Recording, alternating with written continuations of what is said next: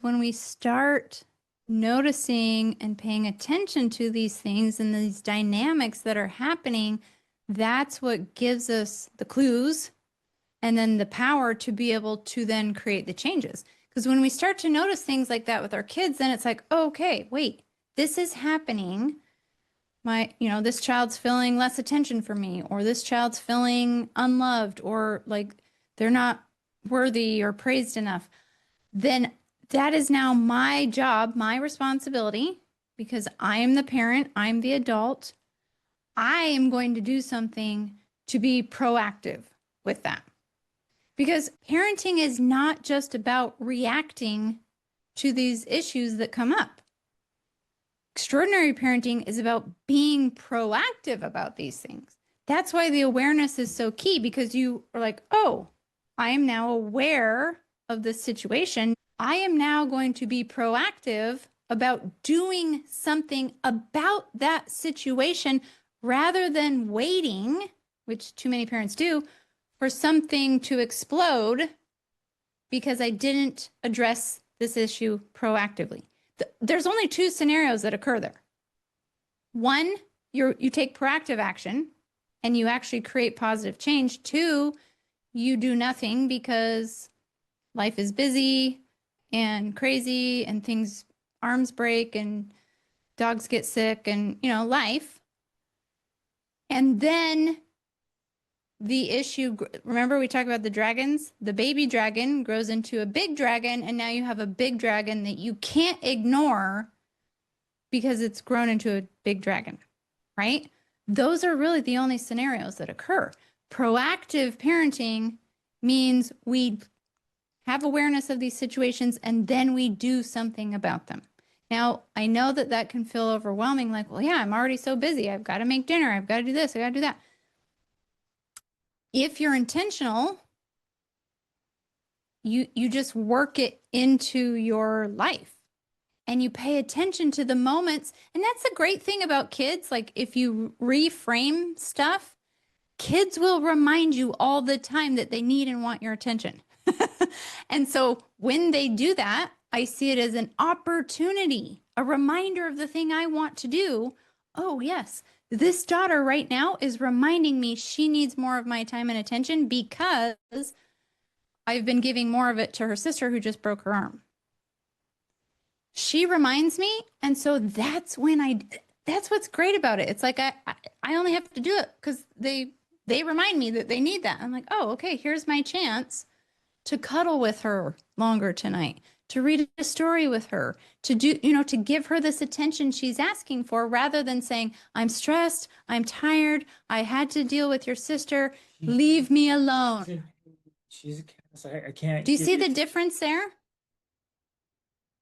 I choose to use that opportunity to do the thing I want to do, which is build that relationship, as opposed to, and I get it, it takes more from me. I'm the one that has to man up. That's not a good analogy, but right? And do the hard work, because we are the ones that should be expected to sacrifice for our children instead of the other way around. She shouldn't have to sacrifice because I'm tired. I should be the one making the sacrifice. So I'm going to cuddle with her longer or give her that extra attention because she's reminding me I didn't get as much attention from you today. So that's how it works into your day, if that makes sense. And when you start to pay attention, you're like, oh, aha, a sign. This child wants more attention from me. And even the little things where they bring it up, where you compliment the one and they get upset. Woohoo, a sign. That's my chance right in that moment to go and give that child more praise and attention. Because guess what? Kids really don't care if you give it to them because they brought it up or not. They just want it. So if they bring it up, I'm going to give it to them right then. And I'll even, if I need to, apologize. You know what? You're right. I am sorry. I haven't been doing a very good job at that. You're amazing. Like, look at all this stuff you did. I even thought about this yesterday and I forgot to say it. I'm so sorry. I should have said it yesterday because you are amazing. They will like eat that up and love it. And that's how we, moment by moment, rebuild this thing that we notice is off or whatnot, right? So let me ask a kind of a reflection question. I just want you to chew on it for a little bit here, maybe write some thoughts. And I was writing some thoughts. So ordinary parenting would be reacting to what's happening. Extraordinary parenting is proactively making good things happen. So in that context, what has to be happening and what has to be true so that your children don't feel like they have to fight for your attention? What has to be happening? What has to be true so that not a single one of your children feel like they have to fight for your love and attention and praise? Just chew on that for a second. I mean, it's just for personal reflection, but I think you'll have some ahas here. Like, okay, like if especially if a particular child always feels like they're fighting for attention. There's so many examples, of course, while you're thinking. Maybe you have a prodigy child that is so extraordinarily good at something, that child takes tons of attention and resources to pursue that. Maybe you have a special needs child or a child that acts out a lot, which is often a vehicle for attention. Or Well, and I've even noticed in simple ways that as my kids get older and more independent, and even now I'm talking about like my 18-year-old, my 20-year-old, they still want and crave my attention.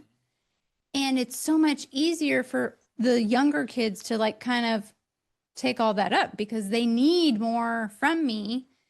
And I have to remember like, oh, well, yeah, they still want and need my attention. And so I have to be sure that I'm responding to their requests because they're older and more mature and not going to be demanding, that I know that they'll ask me to do something, but they're only asking me to do something if they've thought about it and they really feel like they want and need that from me.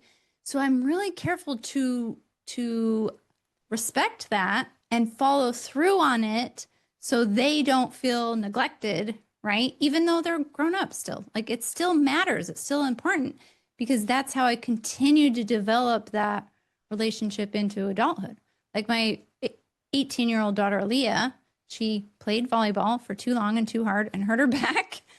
And she wanted me to rub Deep Blue on it every night. And, you know, it's easy for all of my attention to be busy with all the other things, but I made that effort to make sure I went down and did that so that even at that older age, she's feeling that, you know, I love her, I care about her, I'm there to help her because ultimately that's what this is about as parents. Like it's not like, oh, you're 18 now, take care of yourself. well, even our kids that have moved out, they still want. They still call, they still need Yeah, it's the help. awesome. It's so awesome. That's how we want it to be, right?